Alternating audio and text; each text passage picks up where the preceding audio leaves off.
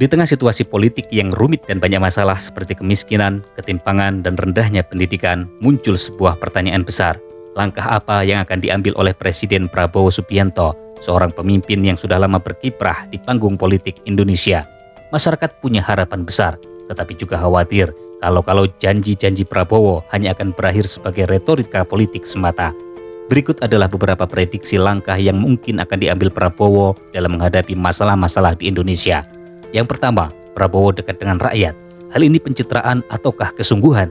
Di Indonesia sudah biasa kalau politisi ingin terlihat dekat dengan rakyat, mereka sering datang ke kampung-kampung, bertemu dengan orang kecil dan mendengar keluhan mereka. Strategi ini memang ampuh untuk mencuri hati rakyat. Prabowo mungkin juga akan melakukan pendekatan seperti ini dengan menonjolkan sisi merakyatnya. Tetapi masyarakat kini semakin cerdas. Kalau pendekatan ini hanya sekedar untuk pencitraan, orang akan cepat merasa tidak tulus. Tetapi jika ingin berhasil, Prabowo harus menunjukkan aksi nyata, bukan sekedar pamer belaka. Yang kedua, janji ekonomi kerakyatan. Hal ini sekedar janji ataukah solusi yang nyata? Prabowo Subianto bisa saja menjanjikan program ekonomi kerakyatan, misalnya dengan mempermudah akses modal bagi para petani, nelayan atau pelaku UMKM, usaha mikro, kecil, dan menengah.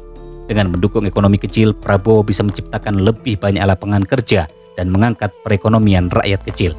Akan tetapi kemudian yang menjadi tantangan, program ini tidak hanya bisa berfokus pada bantuan uang saja ataupun bantuan sembako saja. Prabowo harus bisa menunjukkan bagaimana program ini akan berlangsung lama dan benar-benar membantu rakyat berkembang. Kalau hanya sekedar memberikan uang lalu lepas tangan, rakyat tidak akan bisa mandiri, berdiri sendiri. Mereka hanya akan terus-menerus tergantung pada bantuan. Yang ketiga, mengandalkan kemandirian pangan dan energi. Dengan latar belakang militer, Prabowo mungkin akan fokus pada kemandirian, khususnya dalam hal pangan dan energi. Indonesia masih mengandalkan banyak bahan pokok dari luar negeri. Nah, mungkin Prabowo akan mendorong produksi dalam negeri untuk mengurangi ketergantungan pada impor. Misalnya mengembangkan pertanian lokal atau menggenjot produksi energi terbarukan. Ini ide yang bagus, tetapi untuk membuat Indonesia benar-benar mandiri, dibutuhkan banyak persiapan, terutama dalam hal infrastruktur dan sumber daya manusia. Jika benar-benar serius, Prabowo harus memastikan kebijakan ini berjalan tanpa mengorbankan lingkungan dan tetap menguntungkan rakyat kecil. Yang keempat, pendidikan untuk semua melawan kebodohan yang dimanfaatkan. Salah satu masalah besar di Indonesia adalah pendidikan yang belum merata. Prabowo bisa membuat program yang mempermudah akses pendidikan, terutama untuk anak-anak di pelosok. Program-program ini bisa berbentuk pelatihan keterampilan bagi anak-anak muda atau sekolah vokasi untuk menghasilkan tenaga kerja yang siap pakai. Kalau pendidikan di daerah-daerah maju, orang-orang di sana akan lebih berdaya dan sulit dimanfaatkan oleh politikus yang cuma memberikan janji kosong. Dalam hal ini, Prabowo bisa mendobrak kebiasaan lama dengan memastikan bahwa pendidikan bukan sekedar janji, melainkan betul-betul terasa manfaatnya untuk masyarakat. Yang kelima, bantuan sosial yang tepat sasaran. Di Indonesia, bansos atau bantuan sosial sering menjadi senjata ampuh para politisi untuk menjaga dukungan.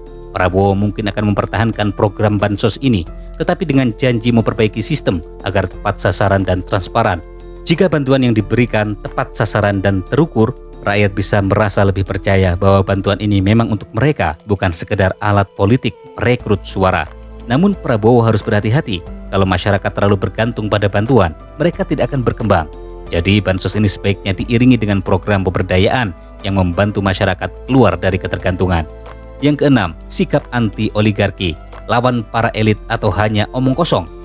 Banyak rakyat yang resah dengan kekuasaan yang dikuasai oleh segelintir orang kaya atau oligarki. Prabowo bisa memanfaatkan kekhawatiran ini dengan bersikap anti-oligarki. Ini artinya, ia akan berjanji melawan para elit yang merugikan rakyat kecil. Janji ini bisa menarik simpati rakyat yang ingin melihat perubahan. Tetapi ini bukan langkah yang mudah. Prabowo juga punya relasi dengan orang-orang besar di dunia bisnis. Jika ia serius ingin melawan kekuatan oligarki, ia harus menunjukkan komitmen yang jelas, seperti mendukung kebijakan yang mengurangi praktik-praktik yang hanya menguntungkan orang kaya. Yang ketujuh, merangkul semua agama dengan sikap toleran. Indonesia adalah negara dengan masyarakat yang beragam agamanya. Isu keagamaan adalah hal yang sensitif. Jika Prabowo ingin mendapatkan dukungan yang luas, ia perlu merangkul semua golongan dan menampilkan diri sebagai pemimpin yang toleran. Ini bisa diwujudkan dengan mendukung kebijakan yang menghargai keberagaman, serta tidak ikut-ikutan memainkan sentimen agama untuk politik. Untuk bisa menjaga keseimbangan dan bersikap toleran, Prabowo bisa mendapat simpati dari berbagai golongan masyarakat tanpa menciptakan perpecahan. Yang kedelapan, aliansi internasional untuk kesejahteraan rakyat. Di era global, hubungan internasional sulit dihindari. Prabowo mungkin akan menggandeng negara-negara besar untuk bekerja sama dalam bidang investasi dan teknologi. Ini bisa mendatangkan banyak keuntungan bagi Indonesia, khususnya dalam hal pembangunan dan kesempatan kerja. Namun Prabowo perlu berhati-hati agar kerjasama ini tidak merugikan kedaulatan rakyat Indonesia. Aliansi yang dibangun harus benar-benar bertujuan untuk kesejahteraan rakyat, bukan untuk kepentingan pihak asing semata. Dengan begitu, Prabowo bisa menunjukkan bahwa ia tetap berpegang teguh pada prinsip nasionalisme meski menjalin kerjasama internasional. Kesimpulannya apa? Langkah-langkah yang mungkin akan diambil Prabowo ini memang terdengar menjanjikan. Namun tantangannya adalah bagaimana janji-janji ini bisa diwujudkan tanpa berhenti sebagai kata-kata saja. Jika Prabowo hanya mengulang retorika lama, masyarakat akan merasa dihianati lagi. Tapi jika Prabowo benar-benar serius dengan reformasi mendalam di berbagai sektor, ia bisa membawa perubahan positif untuk Indonesia.